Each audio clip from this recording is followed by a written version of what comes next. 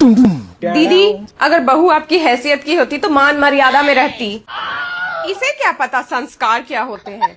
मेरे बर्तन को हाथ मत लगाया कर बहू, हम लोग सात्विक भोजन करने वाले लोग हैं। तुम्हारे वहाँ तो कोई तौर तरीका नहीं होता होगा। जी मम्मी जी, पर मैं तो बर्तन धो के स्टैंड पे लगा रही थी। रहने दो भाभी, आपसे जितनी दूरी रहे उतनी इस खानदान की साख और इज्जत के लिए अच्छा है। भैया की तो मती मारी गई थी, इतने बड़े बड़े खानदान के रिश्ते छोड़ इस फटेहाल खानदान में शादी कर ली। समाज में सिर उठाने लायक नहीं छोड़ा आपको। हाँ, तू ही बन जा इसकी सास, तू ही मार ले सारे ताने। और सुन ले बहू, इस घर में तुझे घुसने दिया इसका मतलब ये नहीं कि तू इस परिवार का हिस्सा है। अपनी जगह मत भूलना।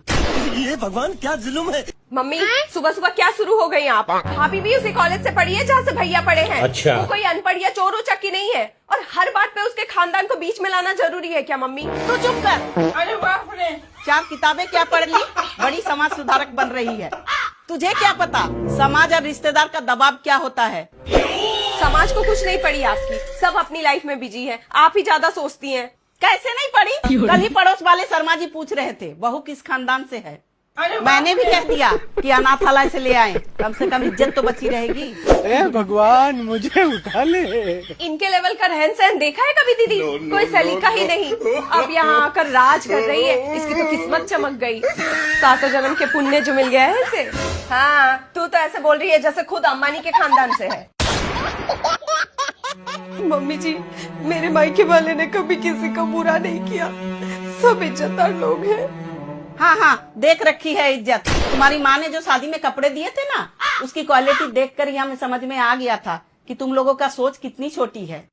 हमारे खानदान में तो लोग थूकते भी नहीं ऐसे कपड़ों पर। क्या दीदी, इसी न्यू ईयर के पार्टी में तो आप भाभी के मायके की साड़ी पहन के मटक रही थी। हद में रह भी मिला।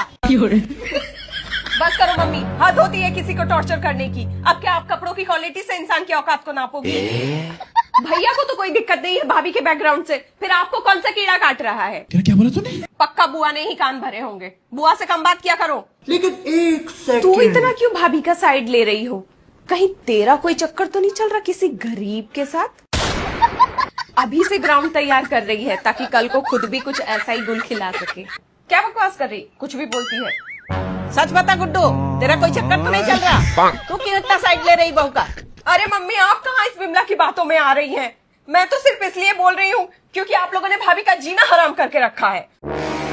देख लिया ना बहू, तेरी संगति का असर। कैसे जुबान लड़ा रही है मुझसे। तेरे इस घर में कदम पड़ते ही घर में दरारें पड़ने लग गई। तेरे जैसा लड़कियां तो बस घर को तोड़ना ही जानती। मम्मी जी, पर मैं तो इस घर को दिल से अपना मानती हूँ। सास के ताने से परेशान हो गई लाडली, अभी तो पति देव और ननद के ताने झेलना बाकी है। वो कैसे झेलेगी?